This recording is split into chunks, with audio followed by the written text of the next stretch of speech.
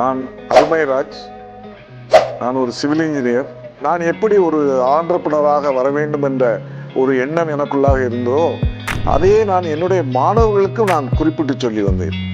நீங்கள் ஒரு வேலைக்கு போவதை விட அல்லது ஒரு அரசாங்க வேலைக்கு போவதை விட நீங்கள் தனியாக நின்று ஒவ்வொரு துறையிலும் சாதிக்க வேண்டும் என்று என்னுடைய மாணவர்களுக்கு அண்டர் கிராஜுவேட் ஆகட்டும், போஸ்ட் கிராஜுவேட் ஆகட்டும், அவர்களுக்கு நான் ஊக்கப்படுத்தி வந்திருக்கிறேன்.